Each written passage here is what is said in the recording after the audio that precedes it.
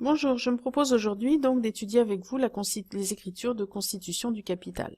Donc tout d'abord, la première décision qu'une personne doit prendre lorsqu'elle souhaite constituer une entité, c'est de savoir si elle souhaite le faire seule ou bien si elle désire mettre en commun donc des moyens avec une ou plusieurs autres personnes morales ou physiques. Si c'est le cas, donc la volonté donc d'être seule, oui,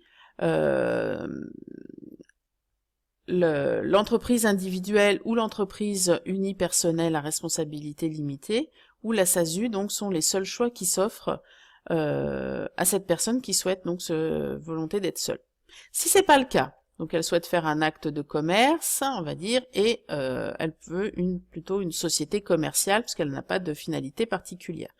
Dans ce cas-là, donc, on se retrouve avec trois grandes catégories de sociétés. Tout d'abord, les sociétés de personnes dans lesquelles la responsabilité est illimitée et solidaire. Il s'agit principalement donc des sociétés en nom collectif. Ces sociétés sont caractérisées par un affectio societatis fortement marqué. L'affectio societatis, en fait, correspond à la volonté de l'associé de s'investir dans la société. Il est donc plus grand que la société donc est petite. Les sociétés de capitaux, telles que les sociétés anonymes, ont un besoin de financement donc plus important et donc un capital plus élevé. En revanche, l'affectio societatis est moins présent. Les actionnaires ne sont responsables qu'à hauteur de leurs apports. Étant donné la limitation donc de la responsabilité aux apports des associés, ces dernières doivent offrir des garanties à leurs créanciers. Et enfin, donc les sociétés plutôt hybrides qui sont caractérisées par un affectio societatis et une responsabilité limitée. Le capital dans ce cas-là est moins élevé, le nombre d'associés est moins important que les sociétés de capitaux, et il s'agit principalement des sociétés à responsabilité limitée. On peut trouver donc trois types d'apports. Tout d'abord, les apports en numéraire. Il s'agit donc des sommes d'argent versées sur le compte de l'entreprise, soit dans sa totalité au moment de la constitution, soit en plusieurs fois, et donc ils sont déposés sur le compte bancaire ouvert au nom de l'entreprise. On distingue également les apports en nature, qui peuvent être des biens matériels ou immatériels, autres que l'argent. Ces apports en nature doivent être intégralement versés lors de l'engagement des associés ou des actionnaires. Par contre, ils doivent être diminués d'un passif. Donc, par exemple, si vous apportez un immeuble, mais sur lequel il y a un emprunt qui a servi à le financer et que l'emprunt n'est pas encore remboursé en totalité, eh bien, la valeur de l'immeuble sera déduite du montant de l'emprunt. Si la valeur des apports en nature excède la moitié du capital social, il faudra procéder à la nomination d'un commissaire aux comptes. Et enfin, les apports en industrie. Certains associés peuvent apporter un savoir-faire. Dans ce cas-là, cet apport ne participe pas à la formation du capital social. En échange, toutefois, l'associé reçoit des titres en contrepartie, et ce type d'apport est interdit dans les SA, sociétés de capitaux.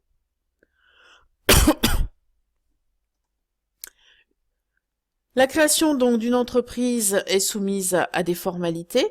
Alors, pour l'entreprise individuelle, c'est des formalités assez simples, qui sont prises en charge en grande partie par le centre de formalité des entreprises. Et pour les sociétés de capitaux, donc c'est un peu plus complexe, il faut dans un premier temps rédiger et signer les statuts. Ces statuts doivent ensuite être enregistrés auprès de l'administration des impôts et déposés au greffe du tribunal de commerce pour obtenir une immatriculation au registre du commerce et des sociétés qui va donner la personnalité juridique. Et enfin, il faut faire une publicité donc de cette création avec un avis donc inséré dans un journal d'annonces légales et dans le BODAC, le bulletin officiel des annonces civiles et commerciales.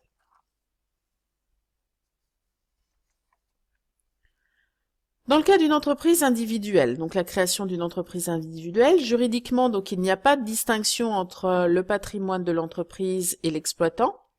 C'est souvent le cas pour les projets de petite taille, notamment artisans, commerçants et certaines professions libérales. Donc dans ce cas-là, comme il y a le patrimoine personnel est confondu avec le patrimoine de l'entreprise, on va essentiellement donc au départ, les apports sont enregistrés dans un compte de capital 101 et au fur et à mesure donc de l'exercice, les différents prélèvements qui vont être réalisés par l'exploitant vont être enregistrés dans un compte 108, compte de l'exploitant, et à la fin de l'exercice, le solde du compte 108 sera viré sur le compte 101, car les deux patrimoines donc sont confondus. Donc c'est relativement simple, il y a peu d'opérations de constitution, peu d'enregistrements comptables en fait, hein. Pour la création donc des sociétés commerciales, c'est un peu plus complexe. Donc, comme on a donc des apports d'associés et d'actionnaires, on va essentiellement utiliser les comptes de tiers relatifs aux associés, 45, et tout ce qui est compte de capitaux qui vont commencer par 10. Alors, important, pour une société anonyme, donc les apports ne peuvent être qu'en nature et qu'en numéraire, et 50% doivent être obligatoirement libérés à la souscription. Le solde, ensuite, peut être donc libéré en une ou plusieurs fois dans un délai de 5 ans. C'est la même chose pour les sociétés par action simplifiée. Les apports sont en nature et en numéraire, et 50% minimum doivent être libérés à la souscription. Pour les SARL, donc dans les SARL, on a droit aux apports en nature, en numéraire et en industrie, mais cette fois que 20% donc sont exigés à la souscription. 20% donc des apports en numéraire sont exigés, le reste peut être libéré encore sur un délai de 5 ans. Donc au moment de la souscription, donc dans notre cas, nous allons travailler sur une SA qui se constitue au capital de 300 000 €. Donc le 16 octobre. Elle réalise des apports en nature, donc un matériel industriel d'une valeur de 120 000 €, mais sur lequel il reste un emprunt de 20 000 €, qui sera appelé donc à la constitution, puisque les apports en nature doivent être libérés dès la constitution. Et des apports en numéraire, donc pour 200 000 €, pour lesquels on aura les 3/4 à la souscription et le reste qui sera libéré ultérieurement. Donc, pour les apports en numéraire, il faut bien détailler la partie qui est appelée, la partie qui n'est pas appelée. Les apports en nature, on a dit, doivent être obligatoirement appelés. C'est le capital donc qui va être appelé, va être enregistré dans un compte capital appelé, mais qui n'est pas encore versé. Ça sera l'étape numéro 2. Et pour la partie qui n'est non appelée, pour l'instant, on le reste dans un compte de capital non appelé. Voilà ce que ça donne dans notre cas. Donc on avait l'apport en nature, 100 000 €, puisqu'on a dit que le matériel avait un emprunt de 20 000 €. Donc il n'y a que 100 000 € qui est enregistré.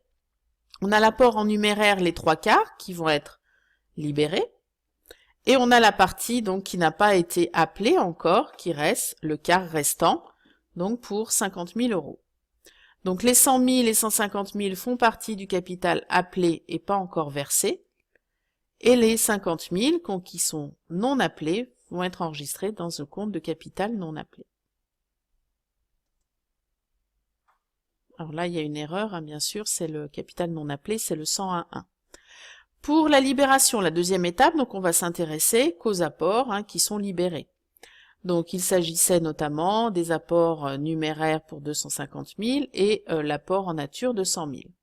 Donc il va falloir enregistrer que cette fois, le capital appelé qui n'était pas versé devient un capital appelé et versé. Il suffit de transférer les montants.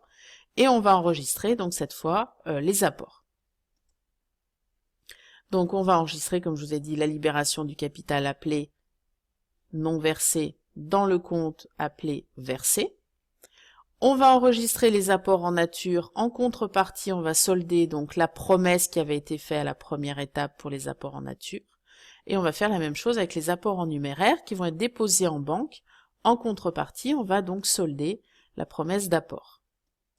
Voilà ce que ça donne dans notre cas. Donc les 250 000 qui a été appelés non versés deviennent appelés et versés. Ensuite, on enregistre le matériel industriel, donc il y avait une valeur de 120 000, mais sur lequel il y avait l'emprunt, et qui constitue donc l'apport en nature. On solde le compte de la promesse d'apport en nature. Et pour la partie donc en numéraire, donc l'argent est déposé sur le compte banque de l'entreprise, 150 000 €, et on solde donc les apports en numéraire de la promesse de la première étape.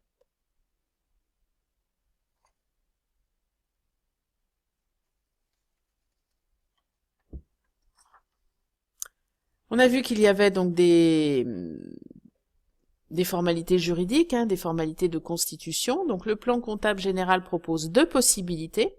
La méthode préférentielle qui consiste à enregistrer donc ces frais de constitution dans les charges, qui sont concernés du plan comptable, ou bien donc une autre méthode, l'enregistrement donc dans un compte d'immobilisation comme frais de constitution, et dans ce cas-là, ces frais donc peuvent être amortis entre 2 et 5 ans, de manière donc sous forme d'amortissement linéaire.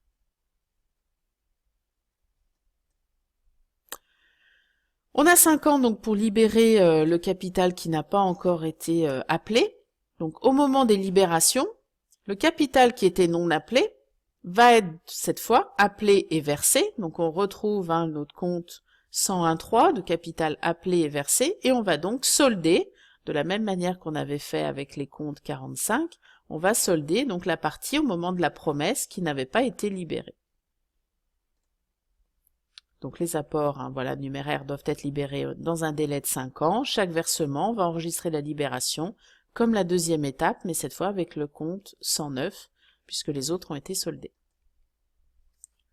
Donc on transfère le capital non appelé dans le capital souscrit appelé et versé cette fois, puisqu'on va libérer. Donc nos 50 000 qui étaient non appelés deviennent sont positionnés cette fois dans le capital appelé et versé.